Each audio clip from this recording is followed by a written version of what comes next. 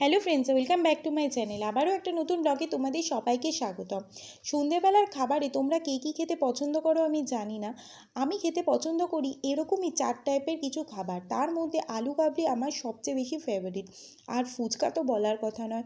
এমন চার টাইপের খাবার খেতে সন্ধেবেলা বা পড়ন্ত বিকেলে আমার অত্যন্ত ভালো লাগে। এখনকার দিনে সবাই অবশ্য পছন্দ করে egg roll, chowmein, pasta, pizza, burger এসব খেতে, কিন্তু বিশ্বাস করো আমাদের এই 90s যুগে যে খাবারগুলো সন্ধেবেলা আমরা খেতাম সাধারণত মুড়ি, ছোলা মাখা, চটপটি, আলু কাবলি, দই বড়া, এই খাবারগুলোর সঙ্গে না এই নতুন খাবারগুলোর কোনো তুলনা হয় না। যতই যাই হোক আজও বোধহয় কোনো মানুষকে পিৎজা, বার্গার আর আলু কাবলি, ফুচকা পাশাপাশি রেখে দিলে ম্যাক্সিমাম মানুষ আলু কাবলি, ফুচকা এগুলোই খেতে পছন্দ করবে, আর খুব কম সংখ্যক মানুষ হয়তো সেই ক্ষেত্রে পিৎজা, বার্গার খেতে পছন্দ করবে। তো যাই হোক, আপনি আপনি চয়েসে, আমিও আমার চয়েস অনুযায়ী পছন্দ করি এই সব খাবারগুলো সবচেয়ে বেশি খেতে।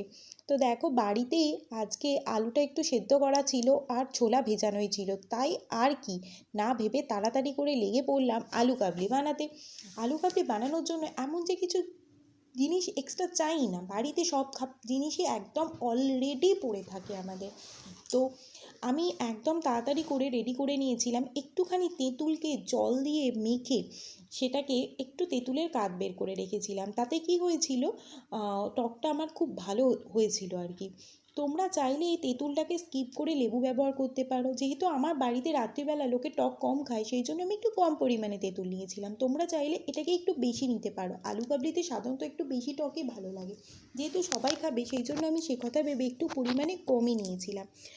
আর দিয়েছিলাম এই লেবু, এছাড়া একটুখানি কেউ কেউ চাইলে গন্ধরাজ লেবুর পাতাও যদি এতে অ্যাড করো না, তাতে একটা অসাধারণ সুন্দর ফ্লেভার্স আসে, অসাধারণ সুন্দর গন্ধ আসে। সেই গন্ধ ওলা আলু কাবলি খাওয়ার তো মজাই আলাদা। আমার তো ভেবে ভেবেই এখন জিভে জল আসছে। ছাড়ো, বাদ দাও।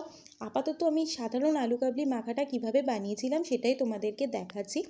আলুটা মেখে রাখতে হবে, আলুটাকে কেটে রাখতে হবে একদম ছোট্ট ছোট্ট করে স্লাইস করে, একদম হালকা হালকা স্লাইস করতে হবে যাতে আলুটার গায়ে সমস্ত মশলাগুলো ভালো করে কোটিং হয়। আর একটু সামান্য বিট নুন, এইসব দিতে হবে। আর দেখো, ছোলাটা আমার একটু বেশি হয়ে গেছিলো পরিমাণে, তোমরা একটু নিজেদের মতো কাস্টমাইজ করে নিও।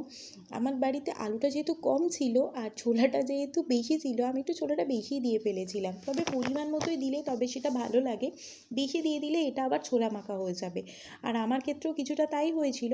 কিন্তু আমি দেখো পরে একটুখানি ছোলা তুলে রাখলাম, ভাবলাম যে না না, এটা আলু কাবলি কম আর ছোলা মাখা বেশি লাগছে, তা আমি একটুখানি তুলেই রাখলাম ছোলাটা। সেক্ষেত্রে ছোলাটা আমি হালকা করে সেদ্ধ করে নিয়েছি, একদম পুরো গলে গেছে এরকমও সেদ্ধ নয়, আবার একদম গোটা গোটা আছে এরকম সেদ্ধও নয়।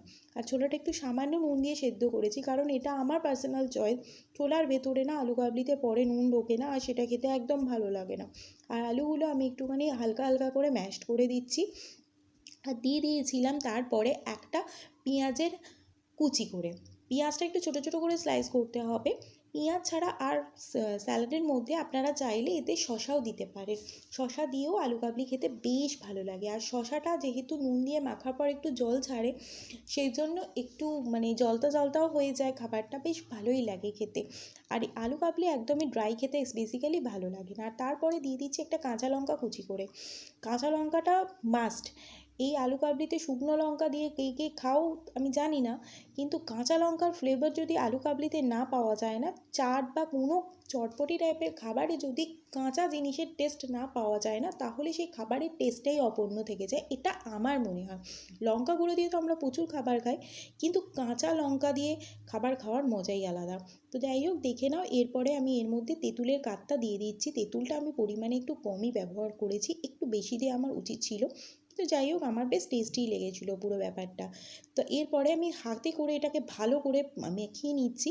আর এর মধ্যে আমি একটু সামান্য জিরে গুঁড়ো দিয়েছিলাম, যেটা আমি দেখাতে ভুলে গেছি অন ক্যামেরায়, কিন্তু আমি এতে একটু জিরে গুঁড়ো অ্যাড করেছিলাম। জিরে গুঁড়োটা দিলে একটু সামান্য ফ্লেভারস আসে। দোকানে তো অনেক কিছু দিয়ে ব্যবহার করে, কিন্তু বাড়িতে বানানোর জন্য এটুকুই আমার যথেষ্ট। তো আমি মোটামুটি এটা রেডি করেই কি ফেলেছিলাম, আমার মা বলল এর মধ্যে একটু ঝুরি ভাজা দিতে, ব্যাস তৎক্ষণাৎ আমার বাবা এর মধ্যে ঝুরি ভাজা নিয়ে চলে এলো।